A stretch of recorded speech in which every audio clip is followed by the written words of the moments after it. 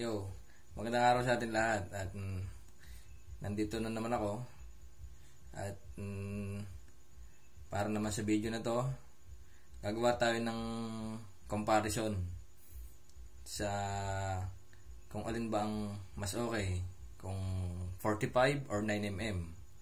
So kung interesado ka, panoodin mo to hanggang matapos yung video. So marami nagtatanong, ano nga ba ang mas okay? Lalo sa mga yung mga baguhan sa mga baril na nakakuha ng LTAF tapos gusto na nilang bumili ng baril. Ano nga ba yung tamang baril para sa kanila? So ganito lang yan. Depende kasi yan sa tao kung saan mo gagamitin or kung ano ba talaga yung gusto mo na mahawakan na baril. Kasi merong kaya kumuha ng LTAF, hindi rin naman lahat sasabihin lang natin para sa proteksyon. Yung iba talaga, tayo kasi mga Pilipino, karamihan kapapanood natin ng mga pelikula ni na FPJ, ni na Eddie Garcia, nahilig tayo sa mga baril. So meron akong dalawang baril. So, lahat naman ng baril ko, lisensyado. So, may papakita ko sa inyo, isang caliber 45 at isang 9mm. So, ito yung ating mga gamit. Ayan. So, meron tayong 1911 na Norinco. Tsaka itong Glock 19X na 9mm. So, ayan. Mamaya papaliwanag ko sa inyo kung bakit ang dami kong nakakalat na ganyan. So, lahat yan gagamitin natin para dito sa video na to. So, unahin na natin yung 45. So, bagong lahat, papakita ko muna sa inyo na clear kasi doon sa mga nakaraang kong video, ang daming mga nagbabash na hindi ko muna doon pinakita. So, papakita ko sa inyo na bago tayo mag-video, safe naman yung gamit. So, ayan, all clear. So, mamaya pupunahin na naman yung kung paano ako magkasa. So, nasa inyo na yan. So, ayan, pakita ko sa inyo. Ayan. So, walang tao sa likod. Hindi siya nakatutok sa kahit kanino. So, ayan. All clear. So, ayan. Hammer down sa safe direction pa rin. So, ayan. So, una, itong caliber 45. Itong baril na ganito, para sa akin, pinaka-the best to na sa pistol. Na pang protection na ganyan. Pinaka the best na sa akin sana yung caliber 45. So ngayon, kung the best na sa akin to, bakit pa ako bumili ng 9mm? So mamaya papaliwanag ko sa inyo kung bakit. So ganito lang yan. Una, itong M1911. So ito yung mga madalas nating nakikita sa pelikula nung mga pelikula ni na IPJ, ni na Eddie Garcia. Ito yung mga nakikita natin na na baril. Kadalasan, 'di ba? Yung mga pistola nila, ito 'yon. So, all metal. Metal yung frame. Metal yung frame, metal din yung slide. So, all metal, medyo may kabigatan. So, single stock. Ang meaning po ng single stock, yung magazine niya isang manipis lang. Ibig sabihin yung bala niya patong-patong. So ganito yung magazine niya. Ayan, ito, single stock. Ayan, payat. So ibig sabihin po ng single stock, pag nilagyan natin siya ng bala, ayan, patong-patong lang siya dito. So itong magazine na to, ang capacity niya is 8 rounds. So para sa caliber 45, yung iba kasi 7 rounds. So ito, nakalamang tayo ng isang bala. Ayan, so 8 rounds po ito. Then ito po yung mga original na kasama ng 1911 yan. Ito po ay 7 rounds. So kung papansinin nyo, parehas lang siya ng ayan na sukat. So nagkaiba lang siya dito sa ilalim. Mas mahaba po ito ng konti, kaya nakapagdagdag siya ng isang ng lamang ng isang bala kumpara dito. So ayan. So ipapakita ko sa inyo kung ano yung pinagkaiba niya sa ito po yung double stack ang tawag namin dito. Ito po yung magazine ng aking Glock 19X. So ito ay kayang mag-hold ng 17 rounds na bala. So, ayan. 8 rounds sa 17 rounds. Tapos, meron po tayong ito, isang magazine din niya. So, magkaiba po ito. Ayan. Kung mapapansin po nyo, mas mataba yung ilalim. So, may additional po ito na 2 bullets. So, kung ito 17 rounds, ito po ay 19 rounds. So, ang dami ng bala na hindi mo na kailangan mag-reload agad compare dito. So, tapusin muna natin yung caliber 45. So, ayun nga po. All metal. Metal yung slide, metal yung frame. So, mabigat siya. Pero, doon naman sa bala niya na caliber 45, tama lang na mabigat siya. Kasi yung caliber 45, napakalakas po ng impact. Malakas yung recoil niya. So, kailangan talaga niya ng mabigat na frame ng na baril. So, ano po ang disadvantage? So, ayun nga, kung i-carry mo, the best na sana yung caliber 45 para sa akin. Kasi ang laki nun yung caliber 45. Ang problema, masyado po siyang mabigat. So, lalo sa atin, ang pinapayagan po kasi tayo, kung may PTC tayo, pinapayagan tayo ng gobyerno na magdala tayo ng baril kahit civilian lang tayo. Pero, kailangan nasa sa loob ito ng ating mga bag. So, ngayon, imagine niyo yung ating PTC ay pinapayagan tayo na makapagdala tayo ng baril at ng bala ng hanggang 50 pieces na bala. So, ganito lang po yan. Kung meron kang 1911 tapos gusto mong dalahin lahat yung bala, yung 50 pieces na caliber 45, tapos ang magazine mo is 8 rounds, imagine po, ilang magazine yung kailangan para mabuo mo yung 50 rounds. Pero nasa inyo naman, kung hindi ko naman sinasabi na kailangan na nasa PTC ang kailangan mo dalhin 50 rounds, hindi po. Ang ibig ko lang sabihin, ang punto ko lang doon, ibinigay naman sa iyo yun yung capacity na yun na hanggang 50 rounds. So, wag mo na sayangin, dalhin mo na, 'di ba? Ngayon nga lang, ang napakabigat nun, 50 bullets na caliber 45. Tapos nasa loob ng bag, nakasabit sa balikat mo. Maniwala ka sa akin, kasi ako araw-araw yan ang struggle is real. Ang bigat po, ang sakit sa balikat. Sobra. Kasi ang bigat ng baril. At tapos, ang bag, ang takaw niya sa bag. Kasi, ang hirap humanap ng sling bag na matibay. Totoo po yung sinasabi ko. Napakahirap. Ang dami ko na pong bags na nasira. So, kaya yan, ang dami kong mga ganyan na mga bag na ang dami kong bag lagi. Pag nakapadaan ako sa mga tindahan tapos may bag, napapabili talaga ako. Minsan bumibili ako 3 set agad ganyan. Makabili lang ako ng bag. Kasi alam ko, hindi kasi tatagal yun eh. Pinakamatagal siguro sa akin yung umabot ng 2 buwan. Kaya siya umabot ng 2 buwan kasi bihira ata akong lumabas nun. Nung nag-gunban. Ayun, nung nag-gunban nga pala. So, ayun, nung matapos yung gunban, ayun, balik na naman, ang takaw na naman sa bag.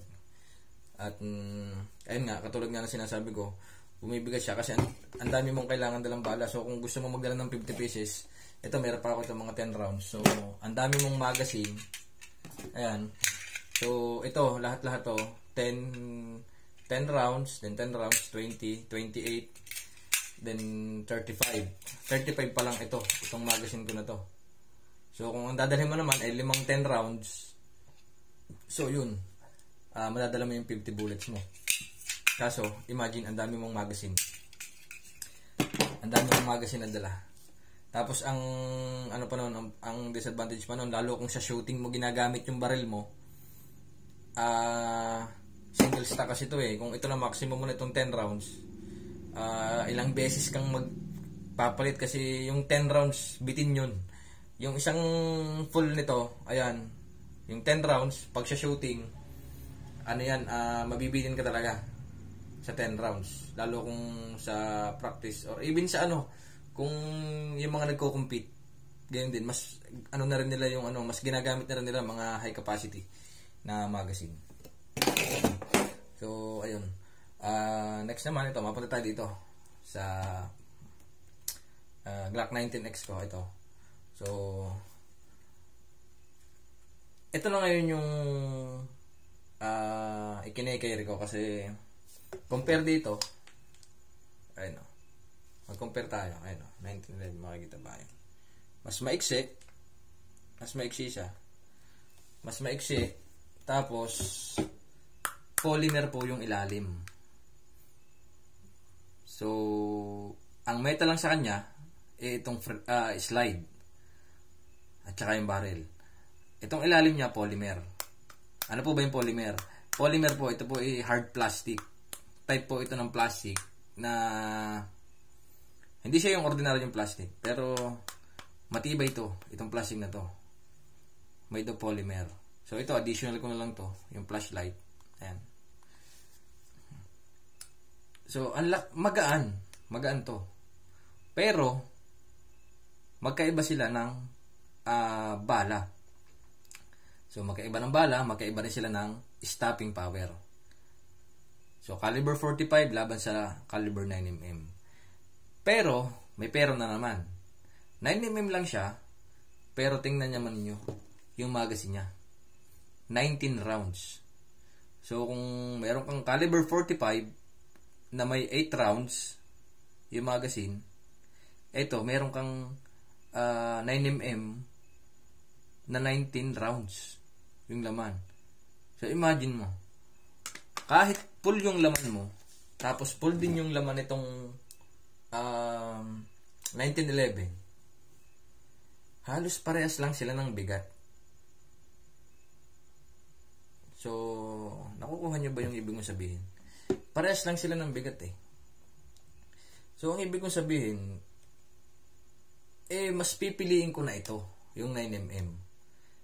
Kasi, same weight, mas marami siyang bala. Kasi kung magdadala, eto nga kung tutuusin, i-carry mo siya na ito lang yung dala mong magazine. Pwede ka nang makampante nun kung pang protection. Kasi yung 19 rounds, napakadami na nun kung protection ka lang. Kasi marami nagsasabi, lalo yung mga veterano sa sa mga ganito barrel, ang pagdepensa daw sa sarili, yung 5 bullets nga daw, marami na yun eh. Kadalasan daw, 3 bullets lang, ganyan. Kasi yung sabi nila, pag may banta sa may banta ng panganib, halimbawa, tinutukan ka ng barrel o binaril ka, tapos binaril mo din siya, yun lang daw yun eh. Tigil siyang putok lang kayo. Kasi pag pinutukan ka daw niya, it's either magputok ka kayong dalawa, it's either mapatay mo siya o ikaw yung mapatay niya. Isang bala lang daw yun yung makakapatay sa'yo. So yun, pero sa kanila yun. Kaso sa atin, depende sa ako, katulad ko, hindi ako makampante kung ganun. Magdadala lang ako ng ganung bala, mga 3, 5. Hindi eh. Siyempre gusto ko madami. Kahit dalhin ko ito lahat. Ayan, 3 magazine, 19 rounds, then 15 rounds, over pa tayo. 'Di ba? Dito sa 1911. 3 magazine pa lang 'to. So itong dalawang magazine niya, 19 rounds at 19 rounds, dito sa 4 na magazine ito, kulang pa. Tapos mas mabigat pa rin ito kasi all metal. Itong mga magazine nga pala na to, made of metal din to. Yan, pero manipis lang siya na metal. Tapos ito nga palang sa Glock, polymer din. So plastic din. Yan. So huwag kayong mag-alala kasi matagal na rin naman yung Glock at ginamit din po ito ng mga ating kapulisan. In-issue din po ito sa kanila noon. may pinatunayan din naman po ito yung Glock. May pinatunayan na rin. So, hindi porket plastic, mabilis siyang masira. So, siguro, oo, madali siyang sirain kung sisirain mo. Pero kung yung inaalagaan mo naman, ginagamit mo siya, hindi siya basta agad masisira. Ayun. Mapera na lang nga talaga kung sasadyain mo siyang sirain. Ayun, madali lang siyang sirain kung sisirain mo. Pero kung hindi mo naman siya sisirain, matagal siyang masisira. Ayun. So, at ang isa pa dito, katulad nito, ginagamit ko po ito sa firing range. Meron po tayong mga ganito nga pala, ayan o. Yung mga mahahabang magazine. So, ito, high capacity. Nag-hold po ito ng up to 35 rounds na bullets. Including po yung load sa chamber. So, bali, 34 rounds plus 1. So, 35 rounds. So, ayun. Ayan. So, ayun. Napakagaan talaga po nito. Compare. So, dito. Compare natin. Ayan. Caliber 9mm. Ayun. Mas malaki po ito. 45 dito sa 9mm. Ayan. So, sa bala, papakita ko sa inyo. Meron po tayo ditong ito, yung bala ng ating 9mm. At ito po yung bala ng 45. So, buksan po natin. Kuha ko ng bala.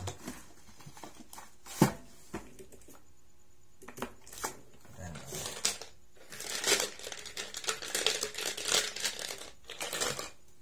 So, ayan. Caliber 45. Caliber 9mm ayan o. So, sa basyo, ayan o. Kita nyo? Ang laki ng 45. So, yung 9mm, kapag empty bullet, kapag shell na lang to, ito pong basyo ng 9mm ay pumapasok po dito sa loob ng 45. Ganun po kalaki yung caliber 45. So, kaya itong pumasok sa loob. Ayan. So, ayan. Pero, ayun, kahit magkaiba sila ng caliber, parehas pa rin silang kayang magdumipensa o magprotekta sa iyo kung kinakailangan. So, ayun. So, sana nakatulong ako para sa inyo. Alin ba ang kailangan nyo? Lalo doon sa mga baguhan pa lang, wala pa silang baril pero may LTOF na, naguguluhan sila. Ano kaya ang pipiliin ko? Kung 45 or 9mm or caliber 40. Meron pa tayo caliber 40. So, hindi ko lang naisama pala dito. Lahat pala naisama ko rin yung caliber 40. Yung caliber 40 naman, para siyang nasa pagitan siya ng caliber 9mm at ng caliber 45. So, yung bala ay yung pag empty shells, yung basyo ng 9mm pumapasok sa basyo ng caliber 40. Pero yung basyo ng caliber 40 pumapasok pa rin yan sa basyo ng caliber 45. So, yung caliber 45 pa rin yung pinakamalaki sa kadalasan nating nabibili. Kasi bukod naman doon, hindi na tayo makakabili ng ng mas matataas pa. Yung 5.56 hindi naman basta ibinebenta sa civilian. 12 gauge, ayun, sa shotguns, ayun, talaga mga malalaki yung bala nila. Pwede yun sa atin. Pero home defense lang kasi yun yung shotgun. Pwede siya, ang alam ko na ikukuha din naman ng PTC, kaso hindi mo kasi siya pwedeng ipakita Kailangan nakatago. So, dapat meron ka sasakyan. Para nandun lang siya din sa loob ng sasakyan. With PTC. Siguro kung ilalabas mo yon, meron siyang bag. So, ang hirap. Paano pag biglaan na gagamitin mo? Mahihirapan. So, the best pa rin talaga yung pistol. So, ayun. Caliber 9mm versus caliber 45. Sana naipaliwanag ko sa inyo kung ano ba yung pinagkaiba ng dalawa. Ako kasi talaga lagi kong ipinupunto dito. Ang bigat po ng caliber 45. Although meron po palang caliber 45 na polymer.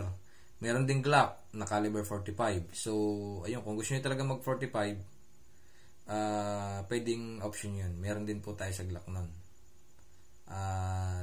Taurus meron din. Polymer din. Tapos compact. Ayan.